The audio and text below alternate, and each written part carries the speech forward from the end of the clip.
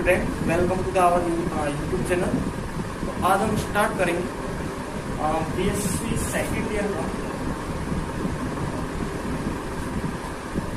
Real analysis. उससे पहले real analysis में फर्स्ट सेकेंड यूनिट को मैंने करा दी थी, थर्ड यूनिट रह रही थी। थर्ड यूनिट उसमें था लिमिट, कंटिन्यूटी एंड डिफरेंशिएबिलिटी। सबसे पहला टॉपिक है लिमिट। पहली बात तो लिमिट यानी कि सीमा, कंटिन्यूटी और डिफरेंशिएबिलिटी, ये रियल एनालिसिस की बहुत ही स्ट्रॉन्ग टॉपिक है। अगर ये आपके क्लियर हुई तो बहुत अच्छा होगा। सबसे पहले हम पढ़ेंगे लिमिट। लेकिन लिमिट एक शब्द है। लिमिट इसका मतलब किस चीज की निकलेगी? लिमिट फंक्शन की निकलती है। और सबसे पहले फंक्शन क्या होता है? बहुत से लोगों को फंक्शन ही ना पता होगा। फंक्शन 11th में पढ़ा है, तुमने 12th में पढ़ा होगा। फलन। फलन क्या होता है? पहले एक सिंपल एग्जांपल सोचो। मान लो आपके पास एक जूसर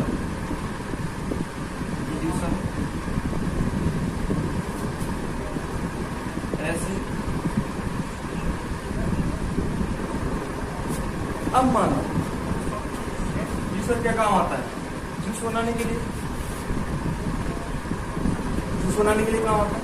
मैंने इसमें डाला मैंगो।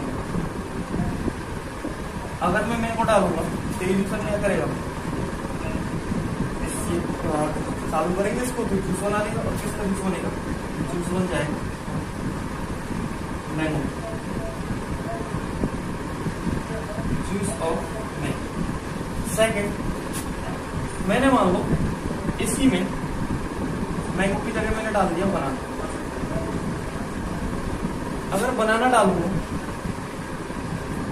इसमें कुछ चालू करेंगे, इसको ये कुछ बनाएगा। और बनाएगा क्या? बनाना का जूस।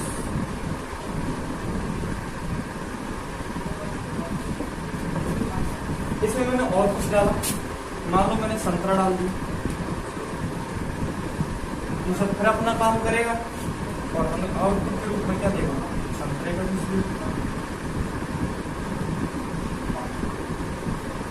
ठीक है। अब हुआ क्या? संतरा डाल रहे, संतरे का जूस मिल रहा है। लेकिन अगर मैं मान लो इसमें पत्थर डाल देता तो क्या होगा? चालू करेंगे, सारे पंखे वगैरह मिक्सर है, खराब होना पक्का हो। पत्थर से पत्थर का जूस तो बनता नहीं। इसका मतलब आउटपुट हमें कुछ नहीं मिलेगा। Not defined.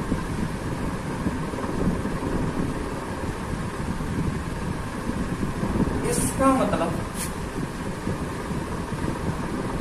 जो चीज जिस काम के लिए बनी वही काम करेगी, फालतू का नहीं कर सकती। फंक्शन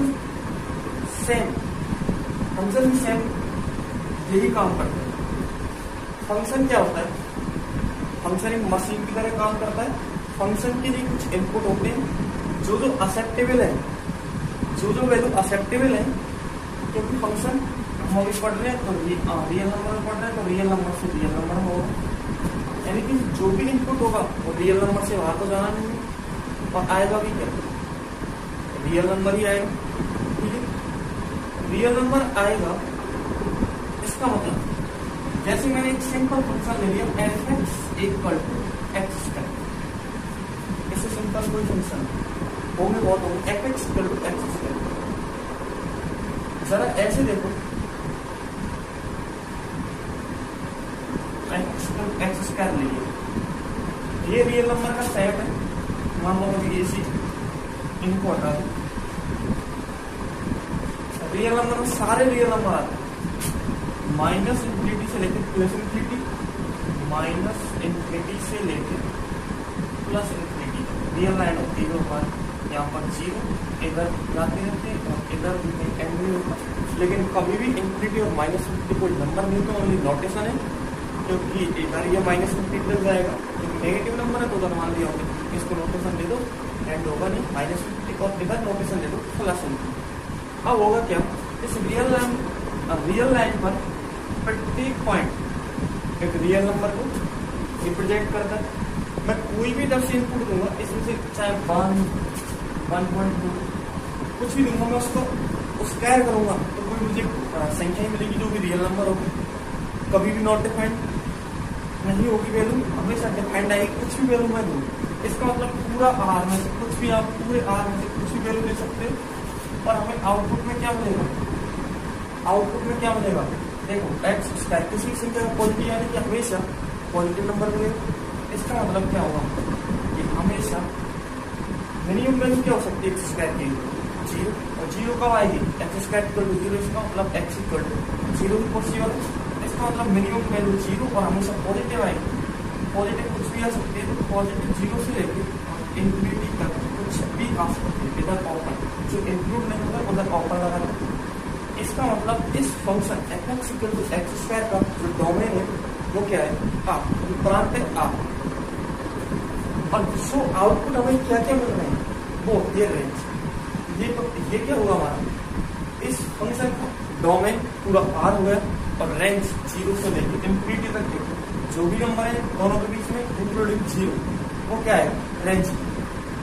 रेंज हमेशा, क्योंकि हम फंक्शन पढ़ रहे हैं रियल नंबर, उसका डोमेन भी आर है और रेंज भी आर है, तो ये हमेशा सबसेट होता है आर, जिससे डिफाइन होता है उसे तो बोलते हैं डोमेन। ये डोमेन हो गया, जिस जो आता है उसे बोलते हैं रेंज, और रेंज किसका सबसेट होगा, हमेशा रियल नंबर को, रियल नंबर को बोलते हैं। तो रेंज जिसका सबसेट होती है हमेशा उसे बोलते हैं इसका कोडोम। इसका मतलब 3 चीजें, डोमेन, रेंज और कोडोम, ये तो वही फंक्शन। अब जो किताबों में लिखी रहती है उस डेफिनेशन पर आते हैं। वो डेफिनेशन क्या होती है कि कोई भी फंक्शन है, फलन है, वो क्या होता है, एक रिलेशन होता है, एक साइड इधर होता है और एक साइड इधर। और फंक्शन के लिए ध्यान रखना हमेशा जो हमारा सेट है वो कैसा होना चाहिए, नॉन एम्प्टी, हमेशा नॉन एम्प्टी, हमेशा नॉन एम्प्टी होना चाहिए। एक फंक्शन क्या है, फलन किसी समुच्चय, किसी एरिक समुच्चय एस से आर में परिभाषित एक संबंध होता है जिसके अंतर्गत एस के प्रत्येक अवयव का आर में अद्वितीय प्रतिबिंब होता है। यानी कि ऐसा नहीं है कि 0 का, जैसे 0 की डालना में 0 की 2 में जाएगी, 1 भी आ रही है -1, ये पॉसिबल नहीं है। एक का रिलेशन एक से होना चाहिए एवं प्रत्येक अवयव, इसका प्रत्येक अवयव की डोमेन में एक और केवल एक ही इमेज होनी चाहिए। कोडोमेन में एक और केवल एक ही इमेज होनी चाहिए। इसका मतलब मैं आपसे बोल रहा हूं कि y equal to x square function है या नहीं, मैं बोल देता हूं x equal to y square function है या नहीं। अगर मैं इसका ग्राफ खींचता हूं तो वाई स्क्वायर स्क्वायर और एक सामने फॉर्मूला पड़ी हुई और उसमें नाविलम होता है इस टाइप से। अब देखो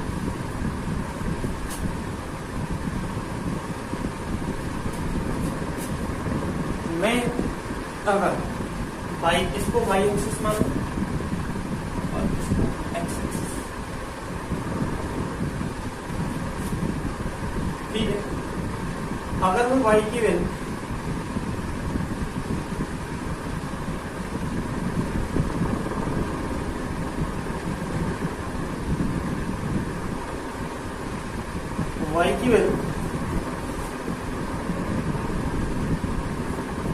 इसको x एक्सिस y एक्सिस, तो यहां से आएगा y equal to plus minus under, यानी कि fx equal to y equal to plus minus under x। मैंने मान लिया x की वैल्यू में पुट कर रहा हूं तो y की वैल्यू क्या होती है प्लस माइनस रूट 2 आएगी। x की वैल्यू मैंने पुट की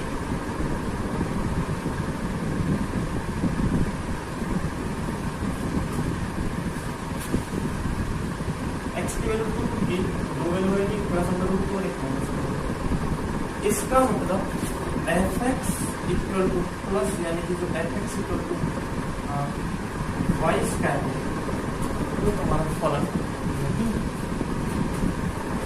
y square equal to x हमारा फलन नहीं है। क्यों? क्योंकि जब इसका मैं ग्राफ खींचूंगा तो क्या होगा, एक ही करस्पॉन्डिंग दो वैल्यू मिल रही है, x की मैं एक वैल्यू दे रहा हूँ, y की दो वैल्यू मिल रही है, इसका मतलब ये फलन नहीं है। तो फलन अगर वो fx equal to x square दे दिया, fx इक्वल टू मैंने x स्क्वायर दिया, fx equal to x square, fx को क्या मान लिया y मान लेते हैं, y equal to x square. ये तो पढ़ा हमको तुम परवल होती है x स्क्वायर इक्वल टू 4 इसका ग्राफ कैसे आएगा, चेक कर लो, fx इक्वल टू x की वैल्यू लो, x की वैल्यू चाहे -2 दे दो, +2 आएगा तो क्या वो पूरी आएगी। अब देखो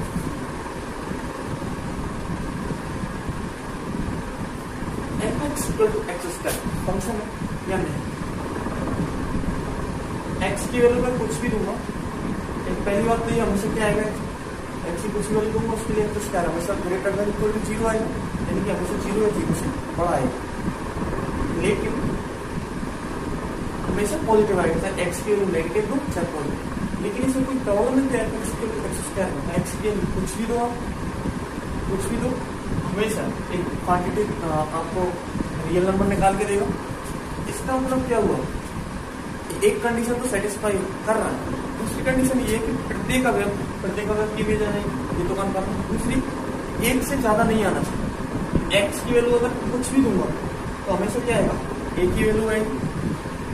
ऐसा तो नहीं है कि 2 डालूंगा तो 2 की वैल्यू 4 और -4, ऐसा तो नहीं है। 2 का कुछ क्या करेंगे, चाहे 2 दूंगा 2 का स्क्वायर 4 ही आएगा, ऐसा तो नहीं कुछ और होगा। इसका मतलब एक ही कंस्ट्रक्ट, एक फंक्शन तो है, दो कंडीशन ध्यान रखना, 2 की सेम इमेज हो सकती है। मैंने ये नहीं बोला कि हाँ, ये बोला एक की इमेज 2 नहीं होनी चाहिए, एक वैल्यू